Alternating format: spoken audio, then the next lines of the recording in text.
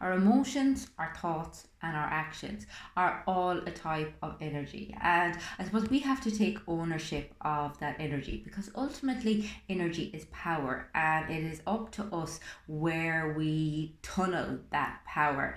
And I suppose the zeitgeist of the current culture is very much one of fear, and it's a very justified fear, and possibly something that we have never had to deal with, nor will have to deal with again in our lifetime.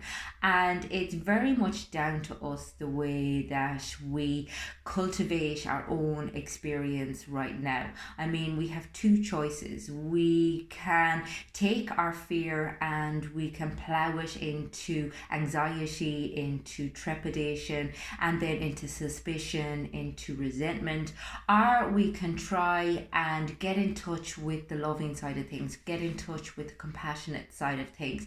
Recognize that fear is a very normal reaction in a situation like this. Likewise, so is anxiety. However, these are very consuming reactions. They take up a lot of our energy, they take up a lot of our resources. And the more we allow fear and anxiety to circulate through our body, the higher our cortisol levels are going to be, and ultimately, the more our immune system is going to be compromised. So, we need to find a way to, I suppose, level things out a little bit, despite the fact, as I said, that there is a threat in our kind of culture at the moment. And it's recognizing as well that fear that you haven't experienced before is oftentimes a trigger for your past experiences, so you may find yourself a little bit more emotionally vulnerable at the moment, and that's completely normal. I mean, that's what the body does. It identifies one threat, and all of a sudden it'll evoke memories of other threats.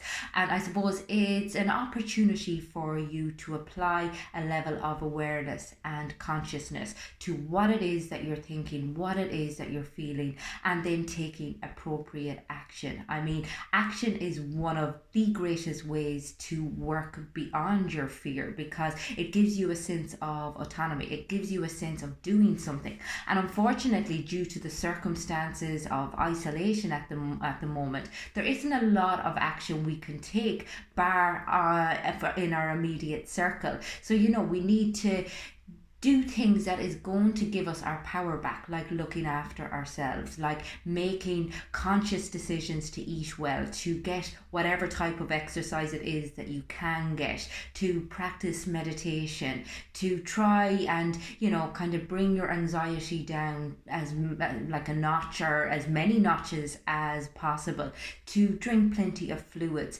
to not be sucked in by the panic that is social media at the moment, because there's a lot of very good informative information out there, but there's also a lot of bullshit. And being very skillful and mindful about the information that you're taking in, knowing when to call it a halt, knowing when you've had enough of the Instagram and Twitter and whatever else it is, and the scaremongering, and that you are fully informed from people who actually know what they are talking about, as opposed to random posts just telling you information that is only going to scare you further, and that is going to bring you away from a sense of equanimity down a rabbit hole of anxiety, suspicion, paranoia, and resentment. And it's about recognizing that you need to have a little bit of sensibility at the moment, because it is quite easy to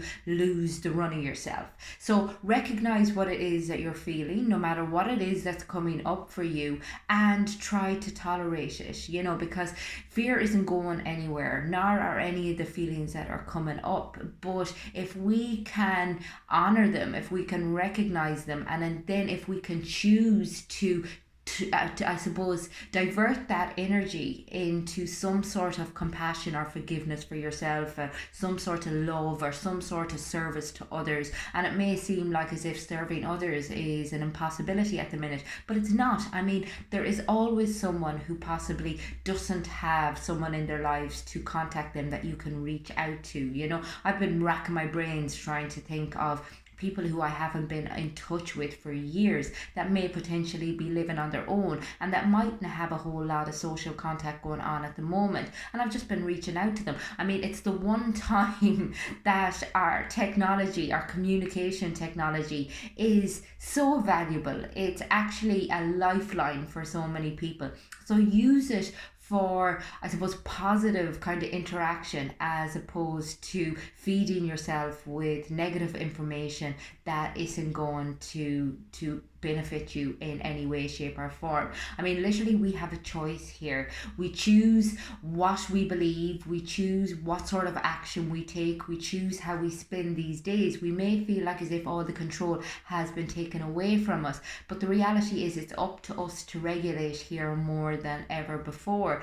And we can choose to aim towards a place of serenity. We can choose to try and serve each other even within our family unit. We can choose to try and maintain some sort of levity and lightheartedness despite the gravity of the situation. I mean, it's always going to be easier to default into a state of panic, into a state of wariness, into a state of anger or frustration.